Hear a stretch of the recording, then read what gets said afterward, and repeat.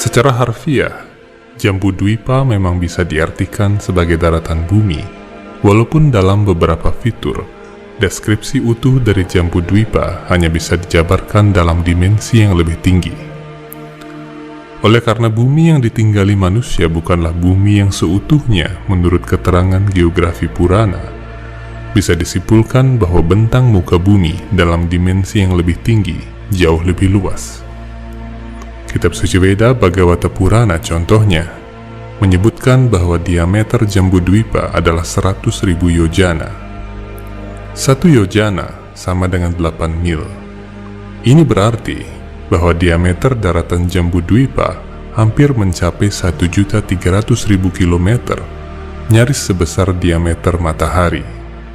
Sementara itu kita tentu tahu bahwa planet bumi jauh lebih kecil daripada matahari.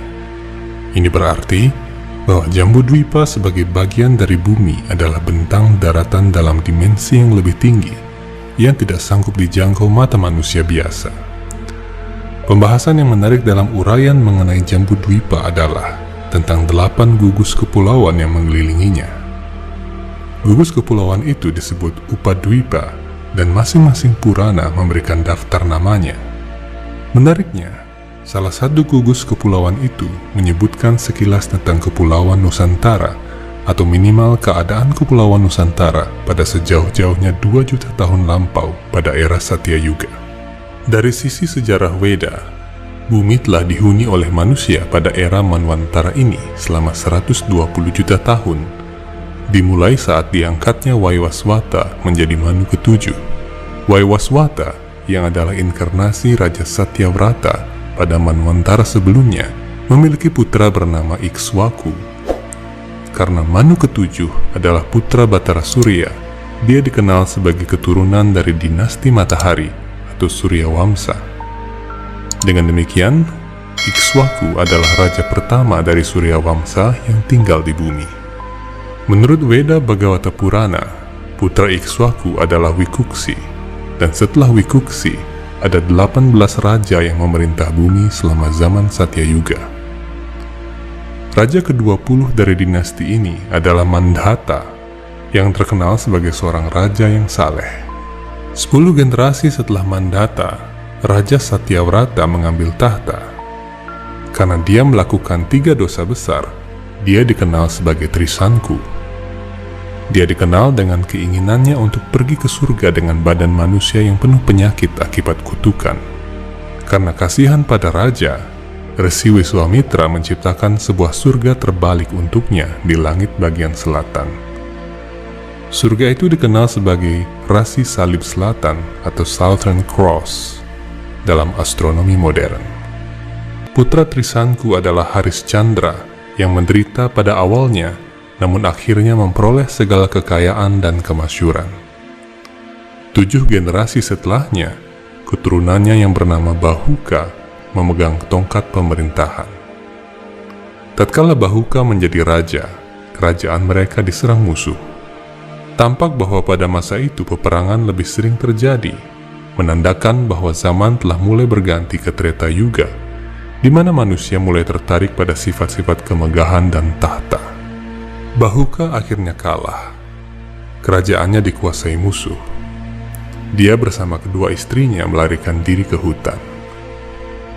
Dengan kondisi yang parah, Raja Bahuka meninggal di tengah hutan. Istri pertamanya berniat melakukan sati atau prosesi menceburkan diri ke dalam api kremasi suami sebagai tanda kesetiaan seorang istri pada zaman dahulu.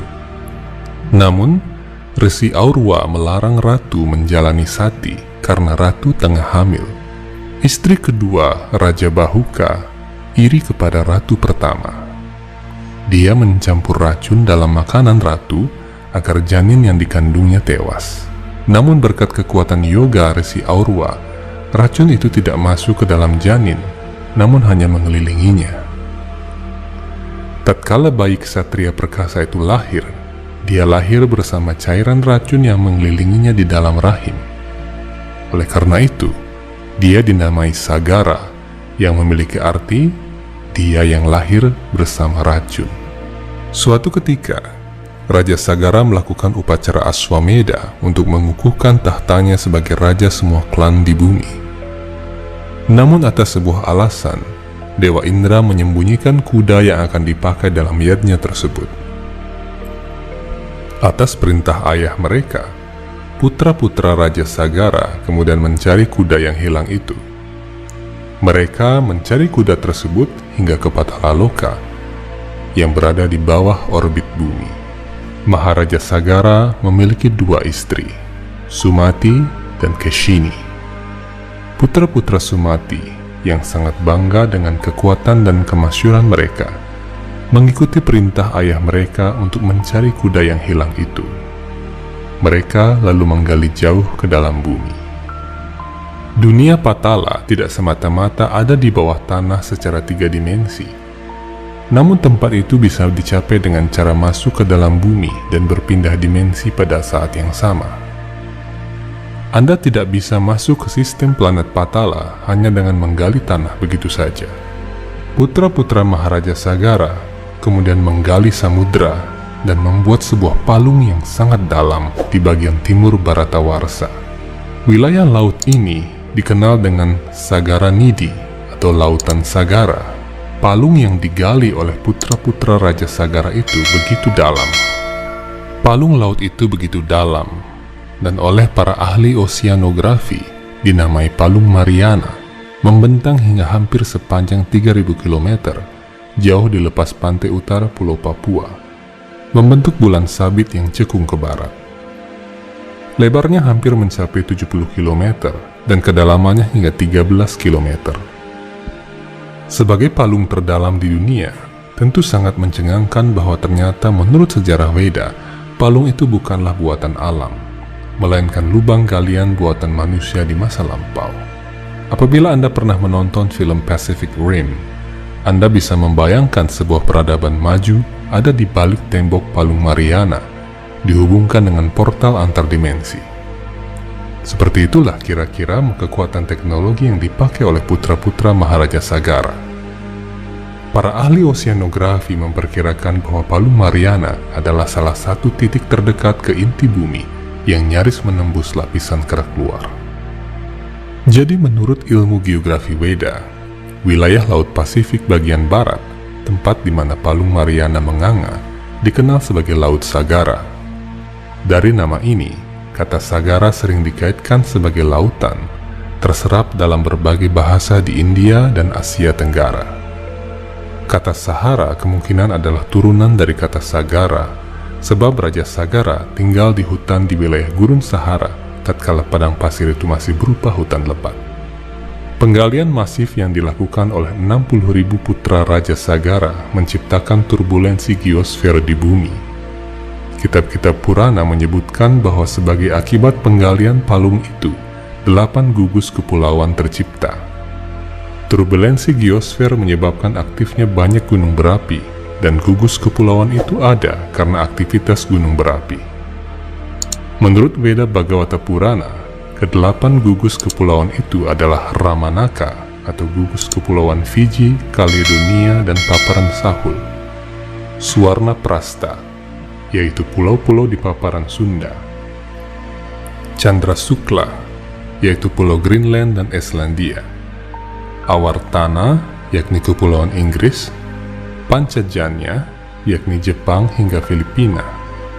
Mandala Harina, yang adalah Madagaskar. Simhala, yakni Sri Lanka. Dan Lanka yang belum diketahui lokasinya hingga kini. Menurut uraian kitab-kitab Purana, Kepulauan Indonesia terbentuk dari aktivitas penggalian yang dilakukan putra-putra Maharaja Sagara. Letak Kepulauan Indonesia sangat dekat dengan Palung Mariana, dan wilayah Indonesia ada wilayah dengan aktivitas gunung berapi terbanyak dan memiliki intensitas tertinggi di dunia.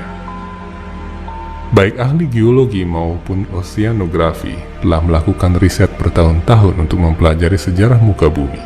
Teori baku yang disepakati adalah karena aktivitas tektonik, wilayah yang dahulunya daratan bisa menjadi laut di periode berikutnya, dan wilayah yang dahulunya laut bisa menjadi daratan di masa yang akan datang. Teori ini didukung oleh temuan fosil-fosil cangkang, teripang, trilobit, dan banyak jenis spesies terumbu karang di puncak bukit, seperti bukit batu belahan di Balikpapan misalnya, yang dipercaya muncul dari laut. Bagaimana hewan laut bisa naik ke puncak bukit dan menjadi fosil di sana adalah pertanyaan besar para ahli geologi. Akhirnya teori pergeseran vertikal muka bumi menjadi jawaban penutup atas anomali itu. Namun demikian, sejarah Purana tentang penggalian palung lautan Sagara memberi jawaban lain yang mendukung teori ini. Jadi, kini ada dua jawaban mengapa pulau-pulau di dunia terbentuk. Pertama, karena aktivitas alam, dan kedua, karena aktivitas manusia yang perkasa di masa lampau. Karena peradaban manusia di zaman sebelum Kali Yuga bekerja dalam tataran dimensi yang lebih tinggi. Apa yang bisa disaksikan manusia di zaman ini tentang keajaiban di zaman sebelumnya baru hanya setitik dari semua fakta. Telah terjadi banyak sekali perubahan pada permukaan bumi sejak zaman lampau hingga saat ini. Namun mungkin ada satu hal yang tidak pernah berubah dari dulu hingga sekarang, di mana manusia selalu memiliki andil besar yang mempengaruhi berubahnya kondisi bumi. Oleh sebab itu, kita sebagai manusia hendaknya selalu berpegang pada otoritas suci, sehingga seluruh kegiatan yang kita lakukan di muka bumi ini memberikan dampak positif bagi makhluk hidup lain, dan tentunya bagi ibu bumi sendiri. Demikian pembahasan di episode kali ini. Om Santi Santi Santi Om.